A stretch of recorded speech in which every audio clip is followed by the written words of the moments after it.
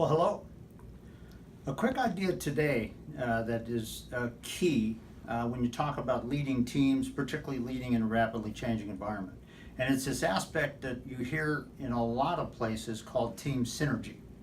A key aspect of leading teams and building that synergy in.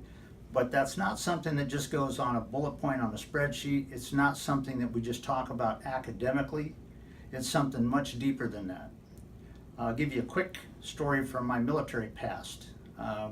During the first Gulf War, I was the only person that was a friend of mine that was related to the military that did not go to the Gulf War. And the reason I didn't is because my mission at the time was strategic air defense of the United States. And so my job was to sit air defense alert here and protect the United States here. But every friend I had that was remotely associated to the Guard and Reserve system went. One of them, his name was Bruce, and he was a police officer here, but he was also a Coast Guard reservist, and he was called up to go. His expertise was port security.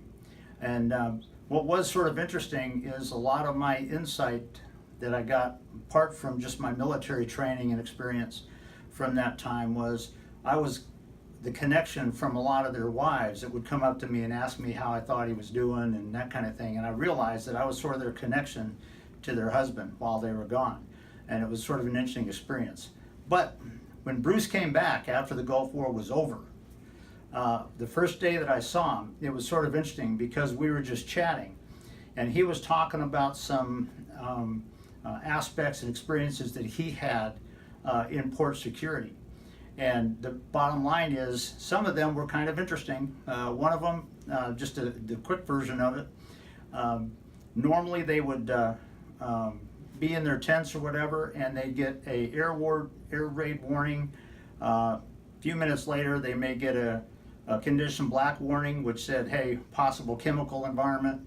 And after that, some Patriot missiles outside might launch and shoot down a Scud missile or whatever, and didn't think anything about it. Well, one night he was sitting on his cot, and he was describing this story to me.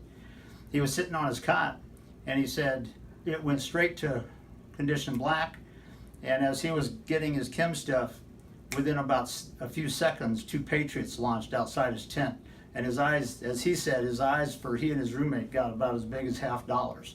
And about 35 seconds after that, there was a loud bang, and the Patriots actually knocked a Scud into the bay.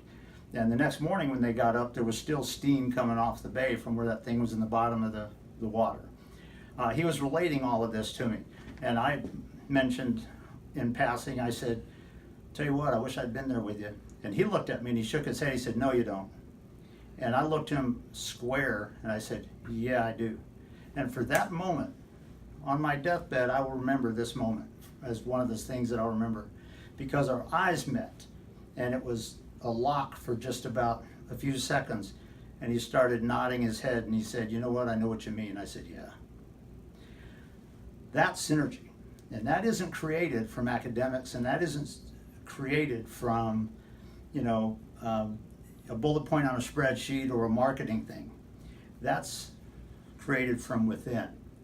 My question to you is, do you have a real picture of what real synergy is in your team? What's it take for your team to be all in? Not because you forced it into them, but because they got there from within. It was something they believed in and they were all in. That's the real picture of synergy.